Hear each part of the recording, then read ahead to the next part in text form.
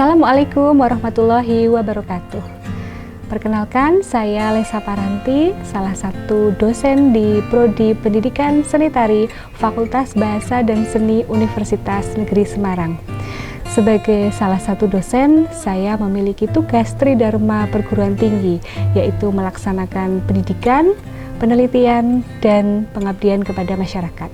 Dalam bidang pendidikan, saya melakukan perkuliahan atau pengajaran di mana salah satu mata kuliah pokok yang saya ampu di Prodi Pendidikan Seni Tari yaitu mata kuliah Tari Banyumasan. Mata kuliah Tari Banyumasan merupakan mata kuliah praktek yang wajib diikuti oleh mahasiswa di semester 4. Dalam melaksanakan perkuliahan, saya menggunakan pendekatan DIA, yaitu Delivery, Interaction, and Assessment. Adapun deskripsi dari mata kuliah Tari Banyumasan yaitu memberikan pengetahuan dan keterampilan tentang praktek Tari Banyumasan baik putri maupun putra secara tunggal maupun berkelompok. Terdapat 2 materi tari yang diberikan selama 1 semester, yaitu materi Tari Lengger Gunung Sari untuk tari putri dan Tari Baladewan untuk tari putra. Mata kuliah Tari Banyumasan ini sendiri tentunya memberikan bekal baik berupa pengetahuan, keterampilan maupun sikap kepada mahasiswa untuk membekali mereka sebagai calon pendidik yang profesional. Capaian pembelajaran khusus mata kuliah Tari Banyumasan yaitu mahasiswa mampu memahami, mempraktikkan, dan mengekspresikan Tari Banyumasan sesuai dengan karakter yang dibawakan baik secara tunggal maupun berkelompok. Dalam mempersiapkan pembelajaran, saya telah menyusun RPS yang mana RPS ini memuat kontrak perkuliahan selama 16 kali pertemuan. Selama 16 kali pertemuan, mahasiswa akan mendapatkan materi diantaranya yang pertama adalah sejarah dan perkembangan lengger di Banyumas, kemudian yang kedua praktik Tari Lengger Gunung Sari, ragam lampah cutat sampur, keweran, tumpang tali, dan entragan cutat sampur. Pertemuan ketiga masuk ragam daplang geol, pertemuan keempat ragam lampah miring mentang, pertemuan kelima ragam lontangan, pertemuan keenam ragam lampah papat cutat sampur, pertemuan ketujuh adalah praktik Tari Lengger Gunung Sari menggunakan pola lantai secara berkelompok, dan pertemuan 8 praktik Tari Lengger Gunung Sari sesuai dengan wiraga, wirama, wirasa secara berkelompok. Di pertemuan ke-9, mahasiswa akan pindah pada materi kedua tentang sejarah dan perkembangan Tari Baladewan. Kemudian ke-10, praktik Tari Baladewan, ragam jalan engkregan, entragan selut bapang, dan sembahan. Pertemuan 11, ragam lumaksono, tebah bumi langit, dan gedrugan miring capeng. Lalu pertemuan 12, ragam lampah bapang miring, jalan engkregan, dan lontangan. Pertemuan ke-13, ragam bagongan dan gedrugan miring. Lalu pertemuan 14, ragam kinantang manggut dan jalan engkregan. Pertemuan 15, praktik Tari Baladewan menggunakan pola lantai secara berkelompok. Dan pertemuan ke-16, praktik Tari Baladewan sesuai dengan wiraga, wirama, wirasa secara berkelompok. Untuk model perkuliahan, saya menggunakan model sinkronus dan asinkronus.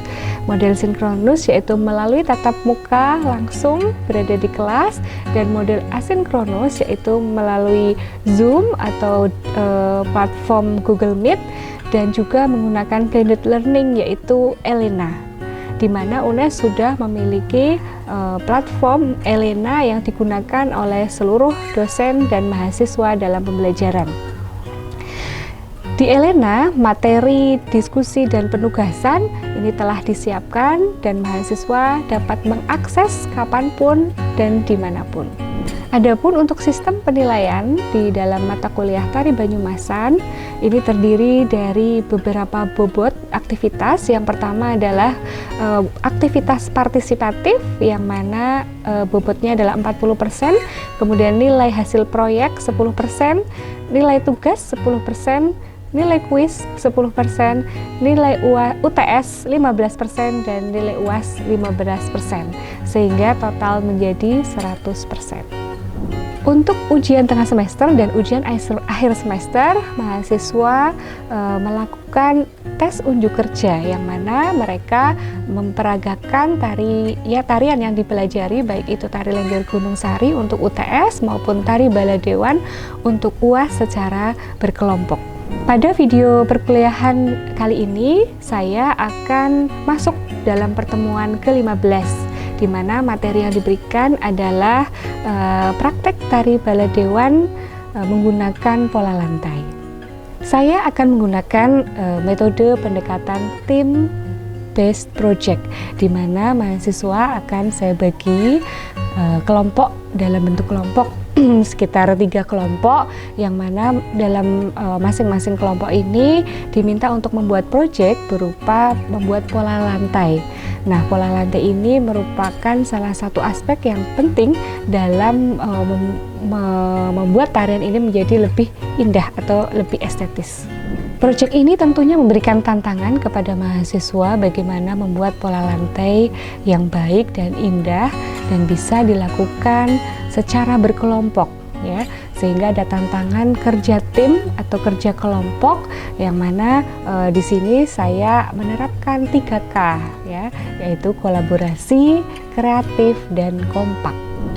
Untuk langkah-langkah pembelajaran dalam perkuliahan ini nanti terdiri dari 3, yaitu pembukaan, inti, dan penutup. Di bagian pembukaan saya akan memberikan persepsi dan refleksi tentang materi di minggu lalu.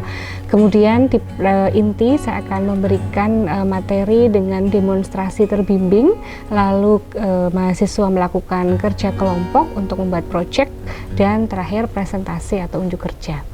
Kemudian di penutup saya memberikan simpulan dan refleksi dari mahasiswa. Assalamualaikum warahmatullahi wabarakatuh. Waalaikumsalam warahmatullahi wabarakatuh. Oke, bagaimana kabarnya? Alhamdulillah. Kok lemes ya? Coba jawabnya pakai ekspresi gitu ya, biar semangat ya, gitu ya. Pakai ekspresi. Bagaimana kabarnya?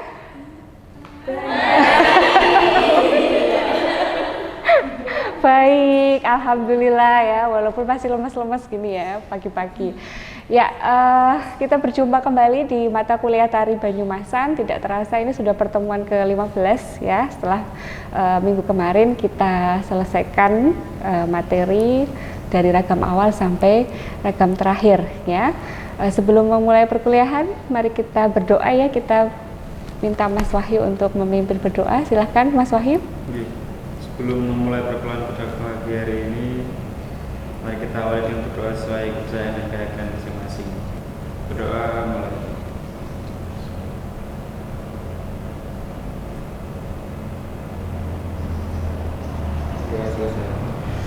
Oke, baik, supaya tidak lemes dan lebih bersemangat, saya akan mengajak teman-teman semuanya untuk kuis ya. Mari kita berdiri. Kita buat lingkaran ya.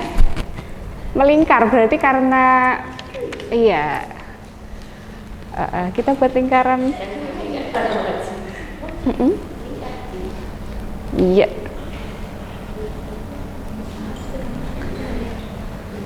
Ya, oke. Oke. Tapi bisa menyentuh temannya ya. Misalnya begini, bisa bertepuk dengan temannya kah? Tepuk ya, oke. Ya, baik. Ketika nanti Bu Lesa mengangkat tangan, ya, ini 1, ya, 1. Silakan teman-teman tepuk ke atas, ya. Ketika 2, maka tepuk temannya. Ketika 3, ke depan, gitu ya. Nah, yang dilihat ya, yang Anda perhatikan adalah tangan saya, gitu ya. Yang diperhatikan adalah tangan saya. Ketika saya begini, maka Anda ini. Ketika saya begini, ya. Ketika saya begini, ya. Fokus, ya. Nanti yang salah kita berikan hadiah ya. Kita berikan hadiah. Ini untuk melatih fokus ya. biar tambah semangat. Oke, siap ya? Oke.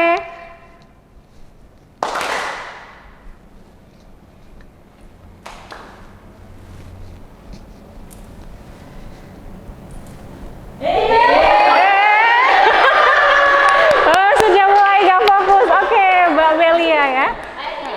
Kita beri hadiah ya. Hadiahnya kita, ya silakan Mbak Amelia bisa ke sini. Ini ada spinner yang sudah saya siapkan.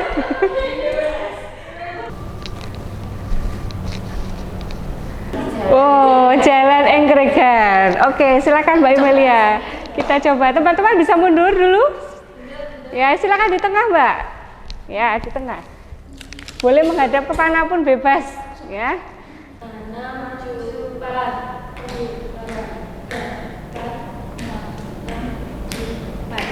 Oke, kira-kira kita berikan masukan ya. Sudah betul? Part mana yang kira-kira bagian tubuh mana yang masih belum pas? Oke, buka. Coba agak kesini lagi, balik lagi. Tangannya gimana? Coba dibantu Mbak Yesu.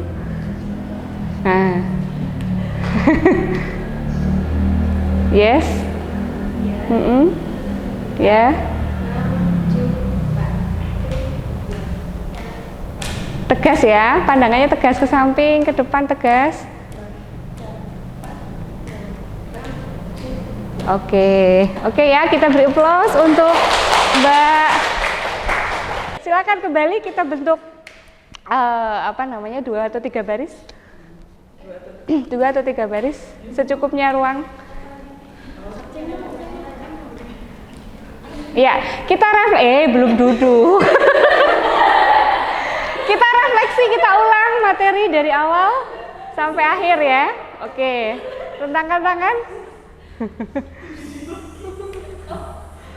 Ya, hadap kanan, rentangkan tangan. Oke, hadap depan.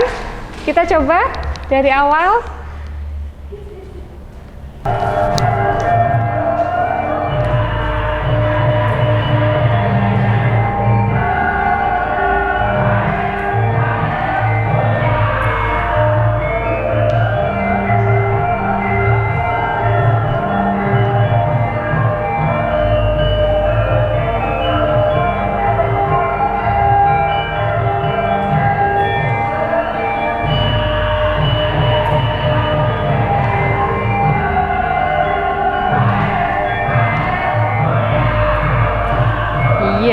Lupa.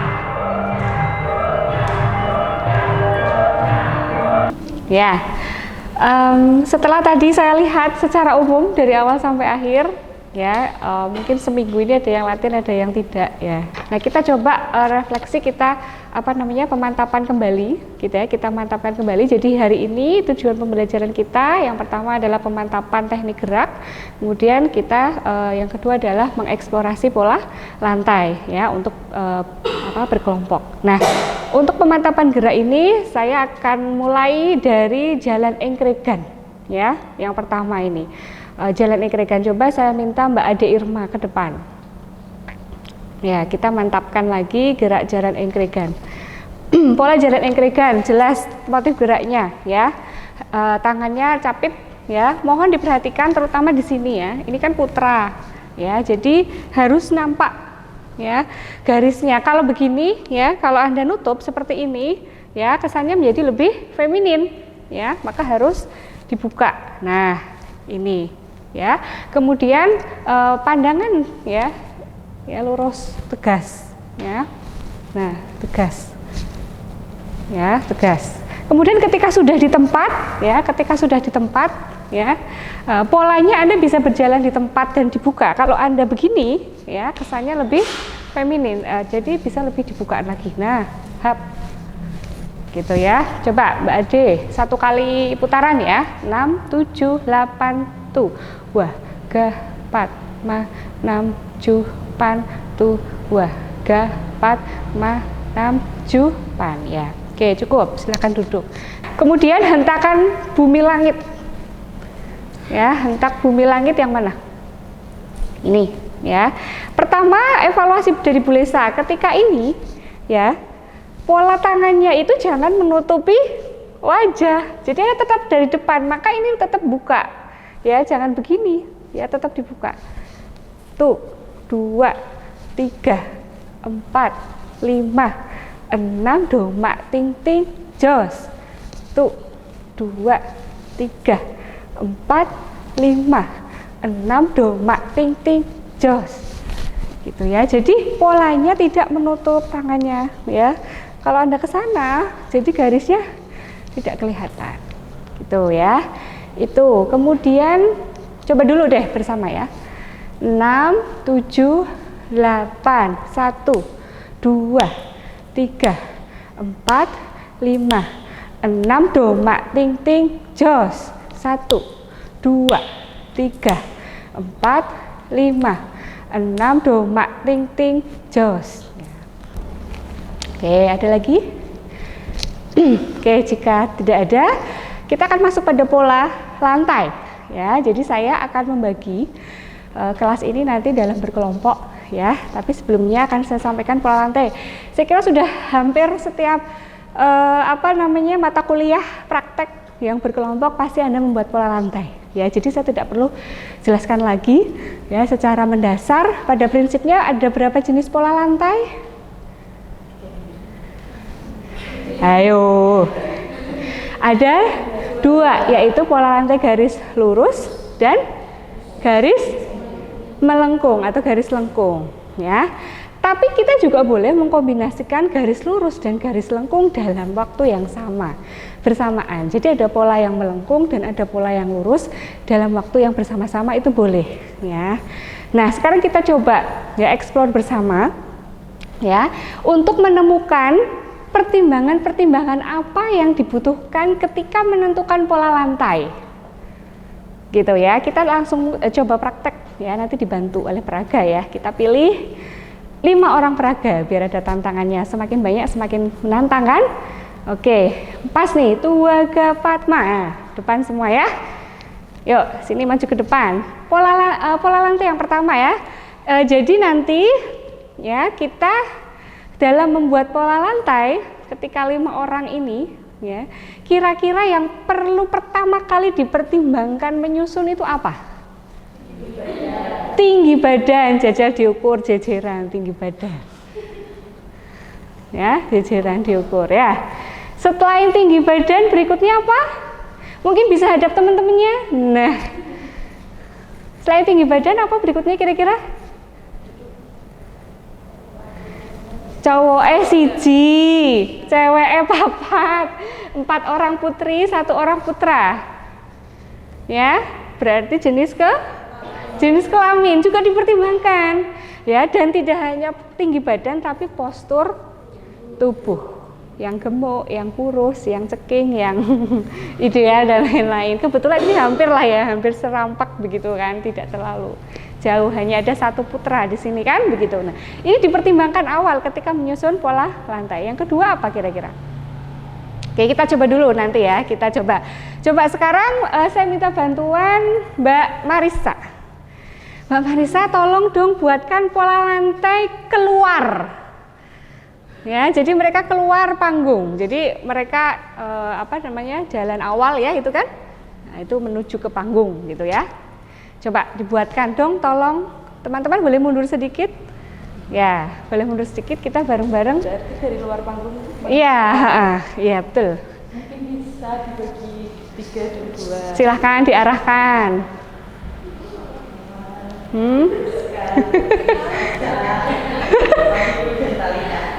Wahyu di belakang? Iya, Wahyu di belakang. Wahyu di belakang. Oke, ini posisi jalan ekregan ya. Oke, terus setelah seperti ini bagaimana jalannya mereka? Polanya, pola lantai ya. Silakan coba. Penontonnya di sini ya, menghadap sini. Oke, yang lain boleh duduk. Nanti saya juga berikan tugas untuk bantu ya. Yuk. Lalu masuk. Ya, keluar istilahnya ya. Terus ke depan.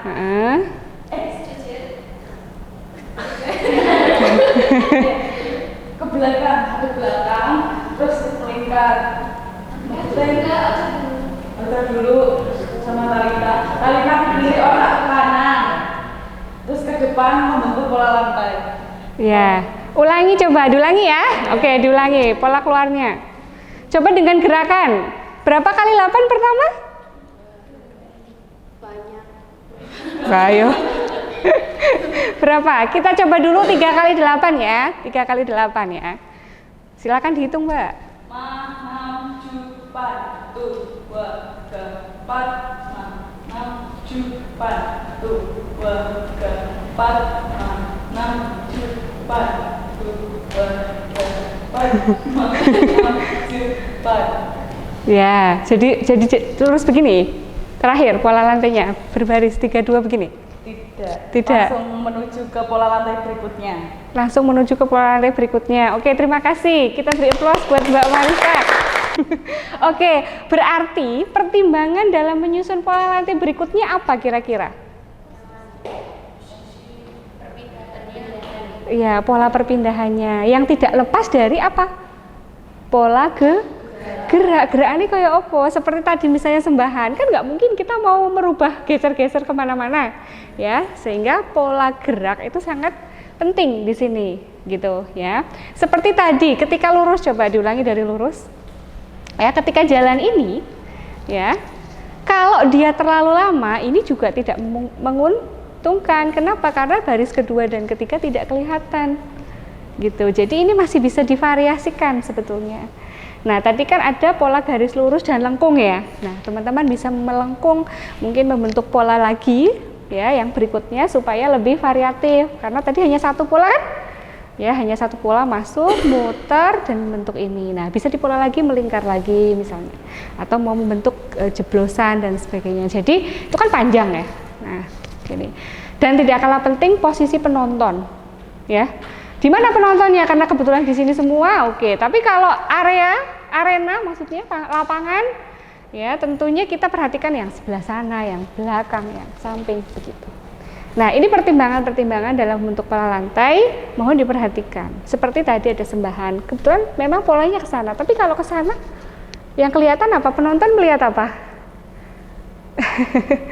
Iya, melihat ini, melihat ketiaknya aja gitu ya. Jadi pola geraknya memang yang menguntungkan. Seperti ini gedrugan, ya gedrugan juga sama. Ya, coba kalau gedrugan polanya begini, yang kedua ketiga nggak kelihatan.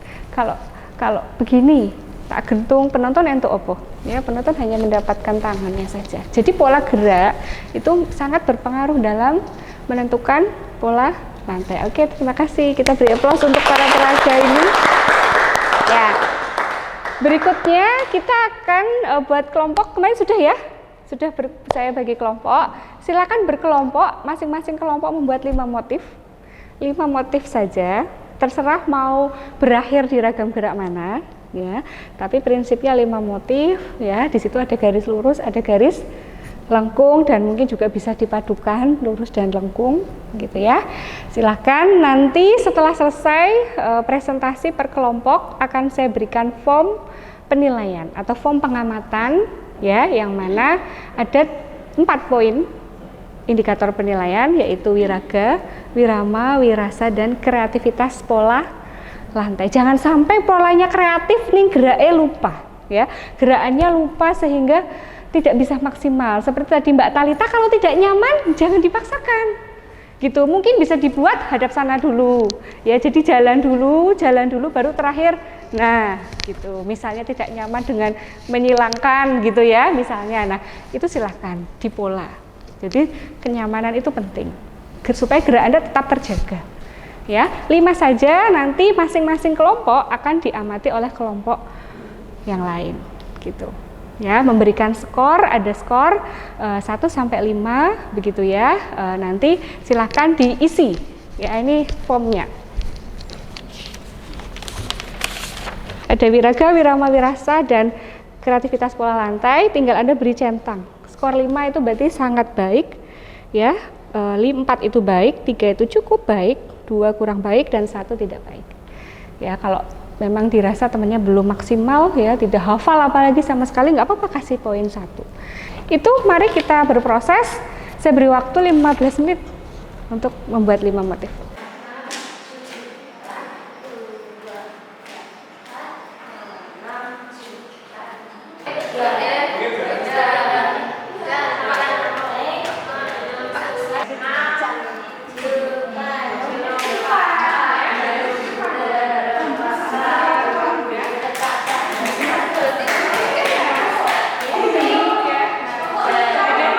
Oke, kita coba ya berkelompok.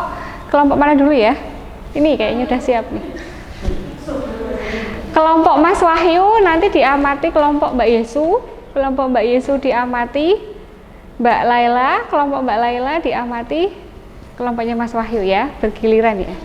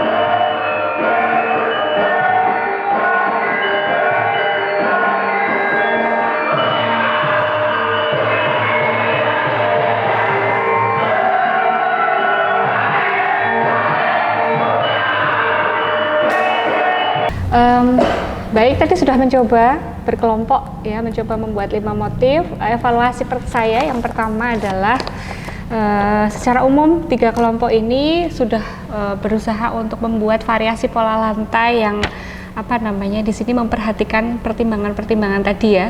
Ada postur tubuh, kemudian jenis kelamin, lalu ada variasi pola gerak ya. Jadi bagaimana pola lantai itu membuat tarian ini nampak lebih indah gitu dengan pertimbangan-pertimbangan tadi. Nah, tadi saya melihat sudah berusaha untuk dipraktekkan. Hanya saja ada beberapa pola lantai yang nampaknya masih dipaksakan, sehingga membuat gerak yang semestinya ini menjadi kabur.